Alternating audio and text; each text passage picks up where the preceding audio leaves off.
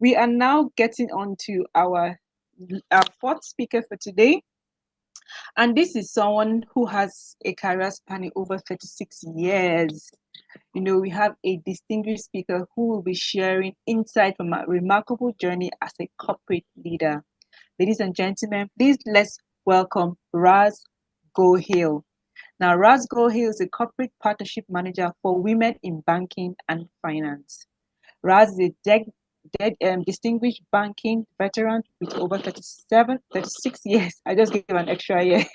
36 years career in leadership role across commercial banking, strategy, credit and risk management, and financial crime compliance. She holds certifications from the Lumina training programs focusing on behavioral interactions and leadership. At Moody's Analytics, Raz excelled in developing and delivering tailored training programs for Tier 1 banks, addressing critical areas like credit, risk, and regulatory compliance. Sorry about that. Her global experience spans the UK, Europe, the Middle East, Africa, Asia Pacific, and the Americas, including a notable career at HSBC. Fantastic. Raz standout attribute lies in her strategic acumen, complemented by her meticulous nature, which facilitates both upstream and downstream implementation. With her wealth of experience and articulate demeanor, she made a significant foray into the role of development and learning to champion industry-wide best practices. She will be taking us on managing politics, emotional intelligence, and workplace politics, how to circumvent the inevitable. Raz, this for us, politics in the workplace. Well, I feel woefully a bit. I feel woefully because I'm always like, unravel this thing. Don't layer anything for me. Tell me as it is, so I feel woefully in it. So please take the center stage and deliver what you have for us, the magic that you have for us. Thank you. I give the floor to you. Thank you. So first and foremost, there's no slides from me. So you'll be pleased to know that we're not going to have any slides, not going to be reading anything. And so it's, well, as much as I want to make it engaging, I am conscious of time. I hope you've all taken waking up pills so that you can stay awake, or you're drinking lots of tea, coffee, or whatever it is that keeps you awake. But when I got asked to talk about the politics, it was really funny because throughout my entire career, I'm probably the one that doesn't play by politics. I'm say it as it was, let's say. And sometimes it got me into trouble. But sometimes it actually put that footprint on for not just women, but for even men that weren't able to speak up. We always talk about the women not being able to speak up, but sometimes what we don't forget, or we do actually forget, is there are men also in that position. So whilst I know we're talking about the emotional intelligence, and I know a few of my fellow speakers have spoken about that, what I kind of wanted to talk about is the emotional intelligence and the workplace politics that exists. So office politics, as we know, always exists. It's an inevitable part of organizations.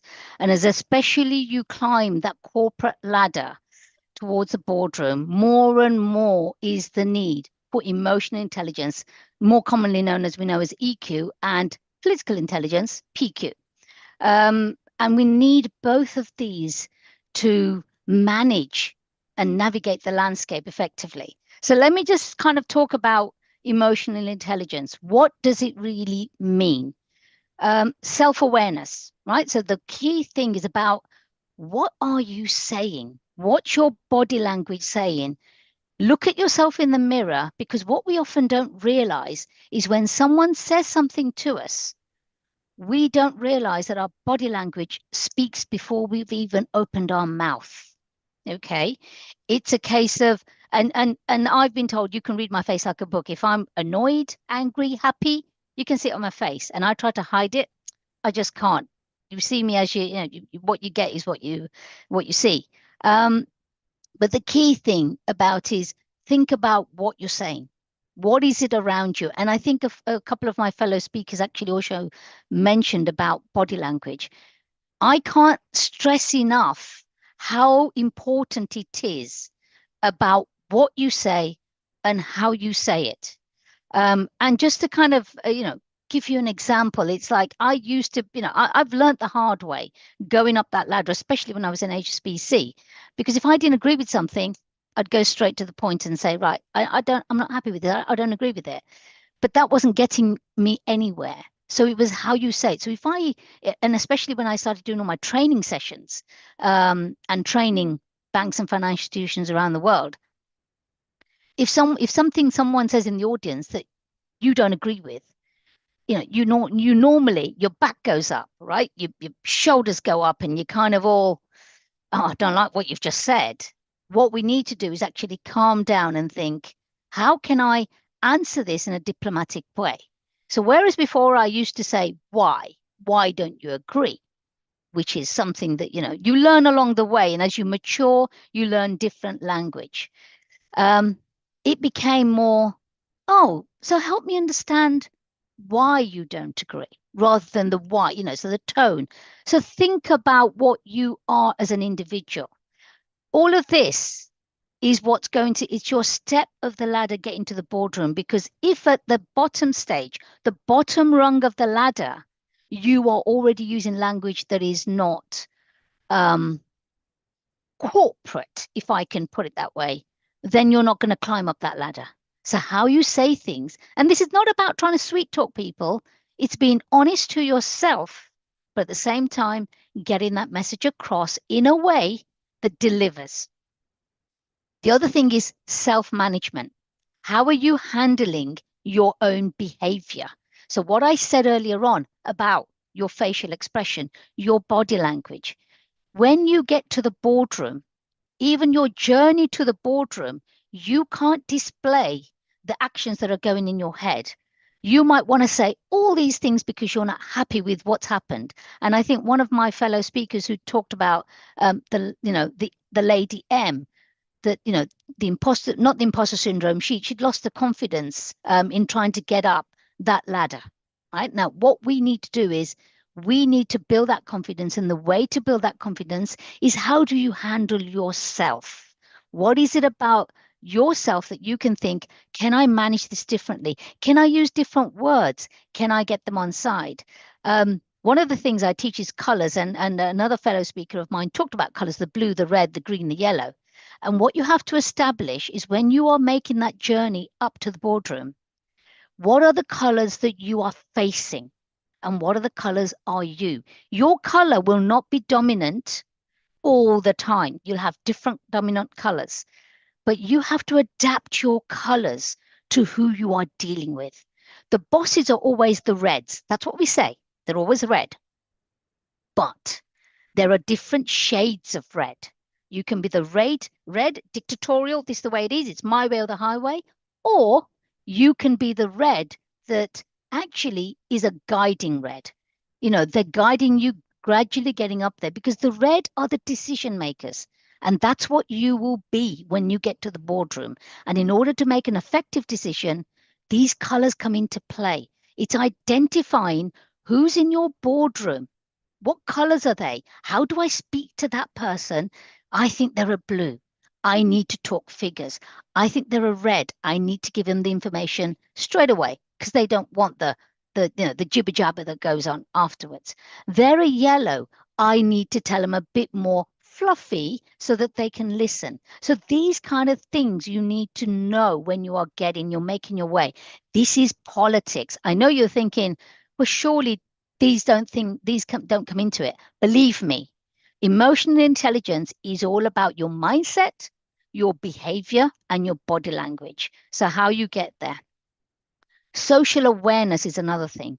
What's happening around you, right? Think about, do you need to adapt? So you might come in with all these ideas. You want to get to that boardroom, and you're making your step. You're now on the third or fourth rung of that ladder. How do I become aware of what am I doing? So be prepared to be adaptable, be flexible, and read the behaviors. So sometimes you have to understand who your team is, and you might need to deal with them differently. I often used to say, when I was at HSBC, when I was head of corporate, and it was, what made my team tick? to get what I wanted out of them. And each individual was different. This person was absolutely competitive, that I would then feed them stuff that would make them more competitive. This person needed to build their confidence in going out winning new business, so you'd build on their confidence. And that's when you're in the boardroom, well, whether you're the chair, whether you're just an executive member. I say just, I don't mean to demean it. Whether you're an executive member, it's understand what it is that you're doing. How can you read the behaviors, and how you speak to them matters. So managing, your emotions is a big thing. That's the emotional intelligence part. When we get to the political part, this political awareness, this is office politics. We've all been there. We've all had that. And believe me, as women, I'm going to put it out there that women are probably the worst when it comes to office politics. Okay. Don't get biased, and don't get drawn into cliques and conversations that are then going to backfire onto you because when you're at this level here and you're thinking, right, I'm going to say what I feel, right, that then reverberates when you get to the top. People are going to remember what you said down there. And I often say, remember the people that on your way up, because they're the people you're going to meet on your way down. So how you speak at whichever level, that's office politics. Remember what you say and how you say it. Don't get involved in that. That's going to have a big impact to your, on your journey to the boardroom. We talk about strategic decision making, right? Remember, you've got to take the emotion out of the decision making. This is what decision is the best decision for that organization. You may personally not agree with it. It's like saying you're going to, because we're women, we want to interview more women or men or whatever the case may be, and you want to give it to the female because they deserve it, because we need to hit that metric, we need to hit that number. No, we don't. We've got to get the right person for the right job. That's what's going to make that organization successful. So the key thing is, when you're making those decisions, getting to the boardroom, those things people are going to remember. And when you're in that boardroom, remember the decisions you're making is for the organization, not for yourself personally. You can't think, the biases come in. We've got to get rid of those biases. There are times when when I think one of my fellow speakers had said, bringing in people that know more than you, because that's how the organization grows. That's a fantastic thing. It's like bringing in people that know more than you. You learn from them. And the key thing there is, by learning from them, you're actually also getting the respect from them, because you brought in someone that knows more than you, but you're learning. You're not having that red color that comes out and saying, I'm the boss. What you're actually saying is, I'm still learning. I'm being guided by you. Show me what you're doing. Make my organization grow. Right? So that's all the office politics. Influence and persuasion comes into office politics, right? How often do we try to get people to do things? And there are different ways of saying it. And like I said before, I've learned the hard way, but I'm glad I've learned that way, because I've taught myself and I've learned a lot about myself as a result. So when you want something done, there are ways of saying it. Sometimes even when you're annoyed and you think, God, you've missed that deadline. I asked you to get this straight away. Why wasn't this done? What you have to do is not actually act that way. It's get them to think that they're doing it. So rather than saying, why didn't you do this? I need this. Go in and say, look, I really need a big favor. You know that information I needed last week? We're a bit behind. Really, really need that. If you can get this to me sooner, then you know what? We can work on this together. Just give me the draft. They will feel respected, and then you get that respect in return. And in future, you get that deadline. Because at the moment, if you turn around and say, I want this, they're going to give you something that's probably not worth the paper it's written on. But when you're working with them and you're actually giving them that responsibility, and I say in inverted commas, they feel really bound to want to impress you. So this is the thing. This is how you get your boardroom when you're there, whether you're as a member or as the chair, as a vice chair, whatever your role is, it's working with all of them in different styles and behaviors. I've talked about adaptability. But let me just talk about kind of, I'm conscious of time. So let me just give me the nod if I need to stop talking. I am trying to rush through this because I've got the graveyard shift, as we call it, but I'm trying to G everybody up. I'm trying to wake everybody up. So I hope you're not in bed. So political strategies for navigating office politics. What I'd say is just reiterating, develop your self-awareness, understand your emotional triggers. Okay, and the biases. You can't bring them out. We talked about biases. One of our speakers had brought the biases, and I do a whole program on all the different biases. I know, I think they mentioned about 2 or 3. There's far more biases, but understand your biases, because that's how you will, even when you become part of that boardroom and you're taking your journey up there, you'll have new members and you think, I'm not so sure how am I going to deal with that individual. Take those biases away. You've got to have a completely diplomatic, objective view. You've got to take the subjectivity out. Build a strong network, because by building a strong network, you can strategically connect with all the right players and the key players across the organizations. Now, this is not about what we call sweet talking, for want of a better word, although I'd use other words. This is about making sure that you can make an impression within your organization so that you can be sponsored up into that boardroom, or you can be sponsored as a volunteer or a non-executive director into a boardroom. So have your key people within your own organization that you can talk to. Impress them by doing things for them, with them. If it's a project, if it's a paper, help them write it, because that's how you get recognized. And that's, again, working that way up. We often say that active listening, it's a cliche, active listening, yeah, whatever, right? And I always use my husband as a classic example. There's listening and there's hearing.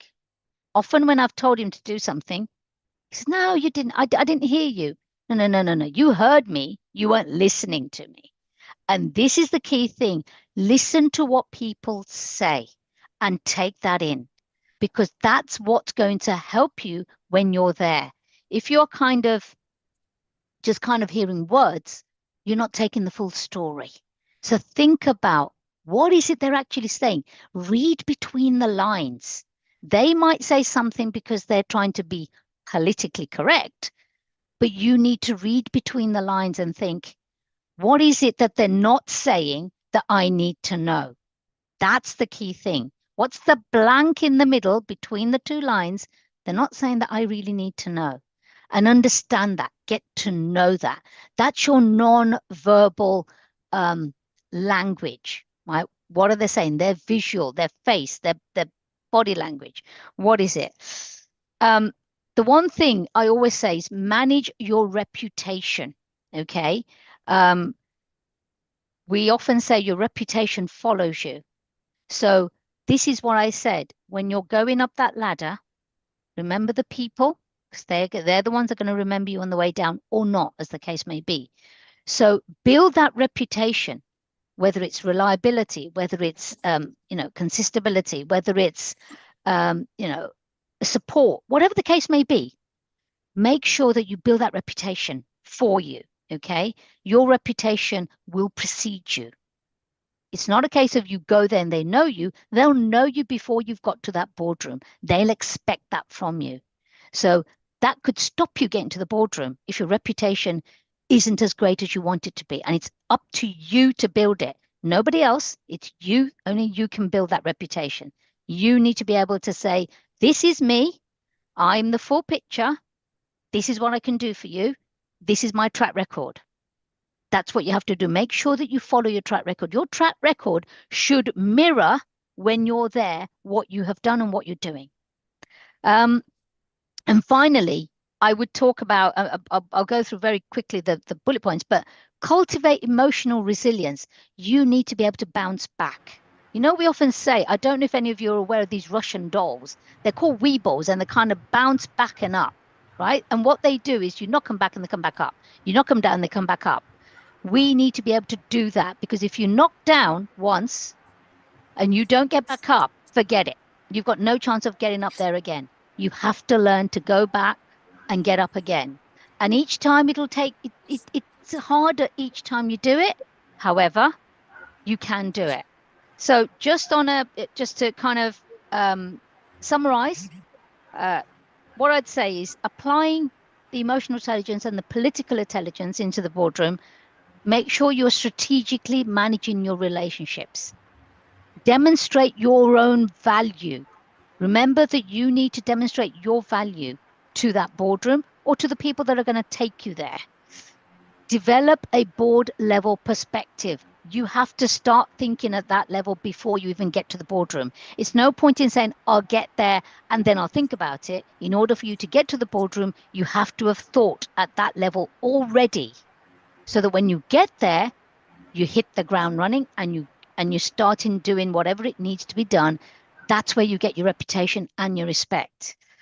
Seek mentorship. So try and get good mentors and sponsors that can guide you to get to that boardroom. So make sure that you've got the key people that are helping you as well.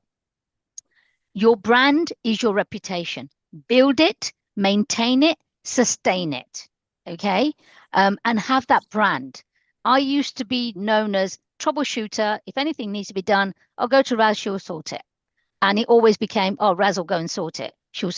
But that, fine, that was great, because it meant that I broadened my skill set, which is what you saw in my bio, that I go across the whole spectrum. But that was one of these ones. Raz will support you, she'll get it done. Build that brand, build that reputation. And finally, I'm going to say, embrace calculated risks. Okay. So show your ability to make those tough decisions. Those decisions are not easy, and you do need to make those tough decisions. Don't have the bias. Don't be scared, and don't when you're making this. Well, I think cut all of that out. I think this is the way we should do it. What's your thoughts? So always get your point across, but get everybody's buy-in. Don't just dictate it. So when you are getting there, and in order for the females to be there, we use a lot of emotional intelligence, right? And we have to understand that use the emotional intelligence to your advantage, right? Not to your disadvantage. Use it so that you can build yourself, build your organization, and get up there and get yourself known. And that's the important thing. So the goal in getting to the boardroom is not manipulative behavior, right? It's use your intelligence, your political intelligence, your emotional intelligence, and always think of the positives. Don't think of what's gone wrong, what could have gone wrong. It's what's gone right. So when someone says this didn't go well, say, yeah, but this has gone well. Focus on the positives. The negatives, if it's happened, you can't do anything about it, but you can build on the positive. So I'm going to stop there, because I know that people are probably getting ready for bed and they're probably in the pajamas already and want to have you. But I'm still stuck here, just to let you know. I haven't got my pajamas on yet. I've got to We get in. haven't. We haven't as well. We're So here. Thank you so so much, Raj. It was explosive. It was self-explanatory. You broke it down into little nuggets. Something we can just nibble on and chew on and immediately imbibe. And like, I'm going to do this tomorrow. I'm going to wake up. I'm going to do this tomorrow. Thank you. But before we let you go, just allow us to answer like one or two yeah, of course. questions. Yeah, of And this course. is a very important. Okay, great, Of course. fantastic. So there is a narrative that most women in higher leadership role are not friendly and very far from rich, and I'm not too approachable in leading teams. How is this assertion true? And if so, how can we turn this narrative into a positive one as women? Right. Okay. I would say it's true, and I'll tell you why it's true. Is women, when they get to the top, they feel as they've achieved something that nobody else has. So they feel threatened when you are trying to get there. They feel that their position is going to be threatened if you go there, because they've got there, they've done it the hard way. Why should you be given the easy step? The key thing is how you deal with it. So rather than actually making them, rather than being away from the idea and probably disparate from the idea, get them to the way you talk to them is, I'm really impressed with the way you've actually got to the boardroom. What did you learn? How can you help me go to another boardroom or get to the level? What you need to do is impress upon what they've achieved. So it's not a ego boosting point for them, but it's just impress upon everything they've achieved and how they've achieved it, and say, wow, that's fantastic. How did you do that? And so get the ideas from what they've achieved. Let them talk about themselves. When they start talking about themselves, we do this all the time. When you get someone to talk about themselves, they'll carry on talking and talking and talking and read between the lines what they're saying and pick up the good points, thinking that's well. So I hope that kind of answers the question. I don't know. I feel Okay, I just want to ask, so how do you even approach them if they are not approachable? What tact? Will I say tact? Would you yeah, use, yeah, how would you do that to just even get the floor open to even, like, if maybe stroke their ego? I don't know how to put it yeah, best. yeah, Well, how do you even open the door to them? Because I know that they can be um far reached. You can't, even the men are, but the women are even farther away for the next woman. So yeah. what is that tact? Do you use somebody else? Do you use another man to get to her? No, It's like, you have to, what if you what is want to it? approach them, you mustn't use anybody else, because that then doesn't give you that doesn't make you the person you need to be. You're using someone else. So what I would do, and the way I've dealt with this, and I have had a couple of female bosses who they're so high up they can't be bothered to talk. That we're just, we're kind of the minions at the bottom. But what I've actually done, the way I've approached it is, I'm really impressed with your career. Would you be able to mentor me, please? And it's using that. But when I say mentoring, it's getting them to mentor you, but say to them, could I also do a bit of reverse mentoring? And I'm not sure if anybody is aware of what reverse mentoring means. So what it basically means is they're senior to you and they're mentoring you. But reverse mentoring is actually mentoring them back. And the way to mentor them back is giving them feedback, which is always positive. Always positive. This is why I say focus on the positives. So get them to mentor you, but just give them feedback and say, that was really, I really used that point you told me in this role. Because what, like you say, it's kind of ego massaging, but it's not, because what you're actually saying is they're imparting their knowledge onto you, and you're using that knowledge to say, I've used it. That was a fantastic idea. The things that you don't like, don't even talk about. Don't ever go to someone and say, you know what, I used that and it didn't work for me. Don't ever say that. Just go in and say, right, what those ideas you gave me were fantastic. I've used this and I really like the way you've dealt with this. But at the same time, don't ever feel that you want to, don't say, I want to do this. I want to do your job, right? Unless you are confident enough to say. And I have in the past, I've been that bold when I've had that and someone has said, so why are you asking me all these questions? And I said, well, I want your job. And they've kind of said, well, you can't have it. And I said, well, we'll see about that. But it's been as bold without being rude, if that makes sense. But the key thing is get them to mentor you, because once they're mentoring you, they'll tell your journey, and then you can turn around and say that, give them the feedback, because you don't realize they actually want feedback, but they're too scared to ask for it, because they're too scared to think that they're going to get the negative feedback. But if you only give positive feedback, but give and the negative, turn it into the positive. So don't say you didn't do this well.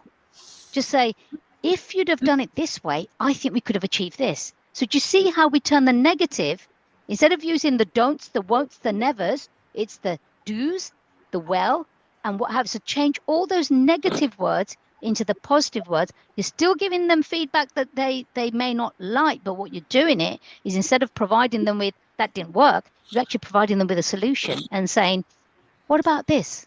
But the other thing you can do is, if you are working on a project with them, get them to give you a project as a side and say, work with them and say, I'm going to make you look good, right? If you give me this project, it's your project. I'm going to work for you to do this project. Let them deliver the project as their own. But what it means is that you're working as a team. You're learning from them, and you don't realize you're learning from them. And what they then think is you become their support. When you become their support, you're actually helping yourself because you're learning from them without even realize you're learning from them. So that's the one thing I would say.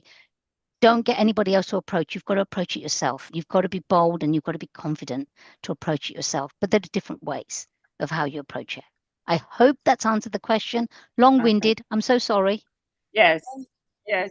No, it's fine. It gives a lot more clarity to the question. So thank you so much, Raz. I wish we could take more and more questions because this was such an interesting session.